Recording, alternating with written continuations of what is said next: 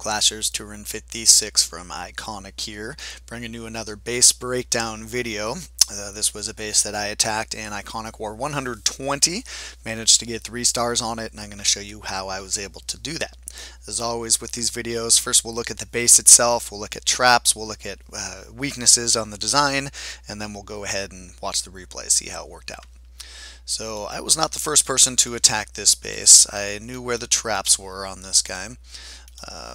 And it was something along the lines of this, with the giant bombs and then the Teslas in the core there. So no double giant bombs. Knowing where they were going in, being able to pre-pop some of those, I think this would have been a relatively easy Hoggo Wee Wee attack. But I just felt like I needed to change this war.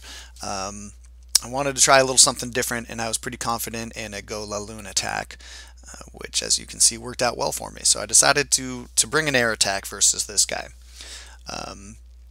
The reason why I thought that would work is because of this, the design he's got here. The Archer Queen and the X-Bow are right next to each other, so that is a weakness I can exploit very easily. I don't need a jump spell to get to the Archer Queen, so just one spell to take out the Clan Castle troops. I brought a lightning along. These were pretty much all archers with a couple of minions scattered in there, easily going down to a lightning spell. So one golem, just a few wizards to make a funnel here, a couple wall breakers, and my heroes, and I was confident in being able to take out all of these here. So 2 towers, an AD, and the Archer Queen I thought was going to be pretty good for a minimal investment on my kill squad. And at that point, there's just these 3 air defenses left. I'll bring 3 lava hounds. The X-Bows are aimed down, so no real threat there. And his point defense isn't necessarily all that overwhelming, so I was pretty sure I would be able to do a good job on that. So let's look at this here. The very first step on this attack, I generally, when I do a Golaloon attack, I don't lure. I like to just send in my golem. He came in here.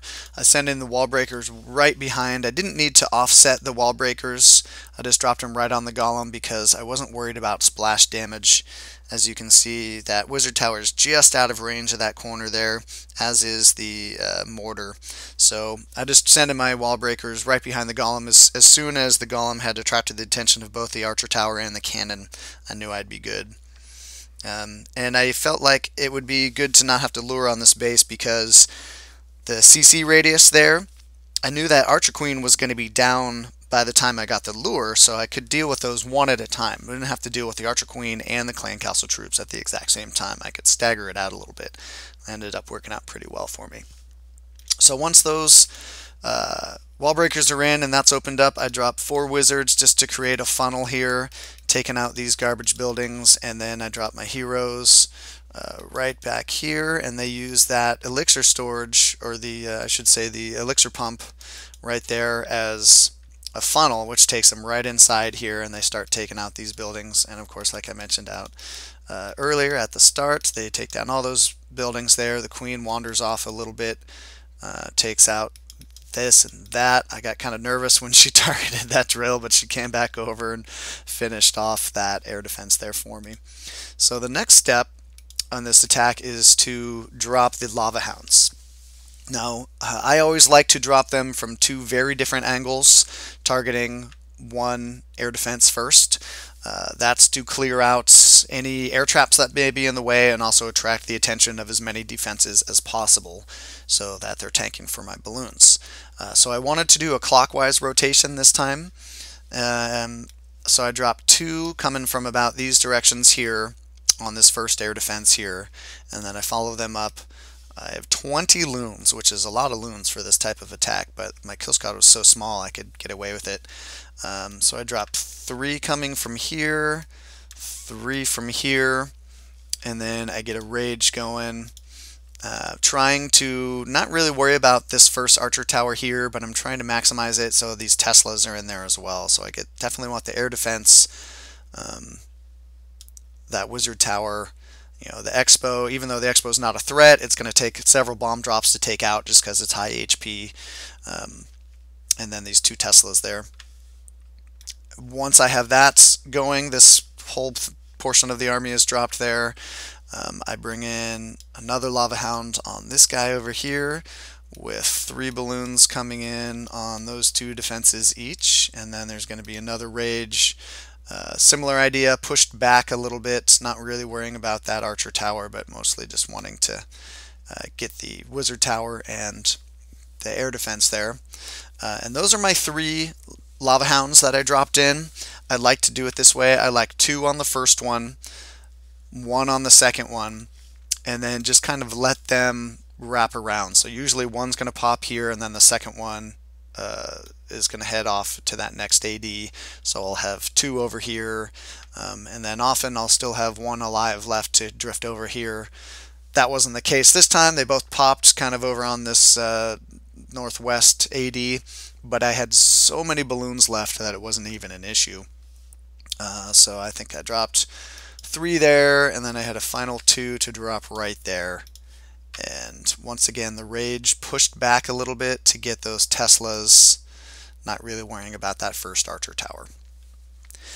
And everything went really well because of the different angles I took with my Lava Hounds, taking out all those air traps, and because all these defenses were distracted by those Lava Hounds. Almost all of my balloons survive towards the very end of this base. Eventually this air defense doesn't have any Lava Hounds on it to distract it, but so it starts taking out my balloons. But I have so many that are pushing to the northeast side of this base. I think I have a dozen or so. It's just completely overwhelming this base, and plenty of DPS left for the cleanup. So let's go ahead and clean that off, and we'll watch the replay here, see how this all worked out.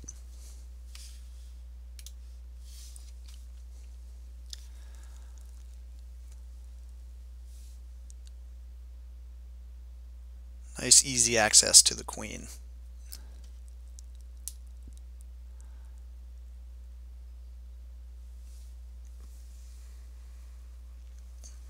Kill goes very smoothly on the Archer Queen. Didn't even have to use my King's ability. It's nice to be able to save that for it a little bit. Here comes the lure, but they're going to bunch up very nicely for me.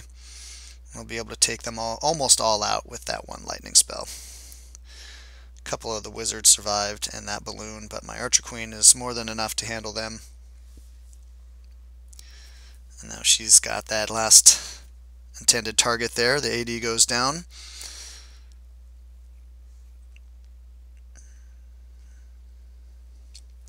Note precision drops on those balloons. This is not a spam attack. You don't just want to drop them like crazy and drop them in like a big line. You want to target specific defenses with those. 2 to 3 per defense.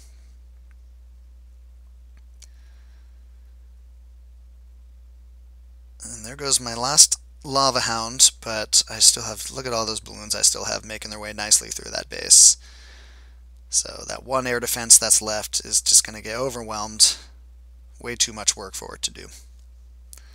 And there goes the last mortar.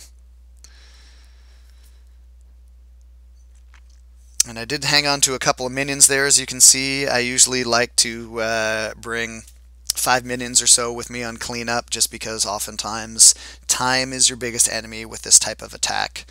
When you're sending in a kill squad at first, that can take up a decent amount of time, especially if it doesn't go 100% as planned and your queen gets a little distracted before she takes out an air defense. So minions are nice to have to help speed up that cleanup.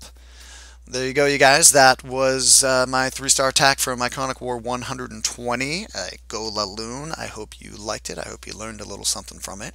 Until next time, this is Turin56 saying keep on clashing.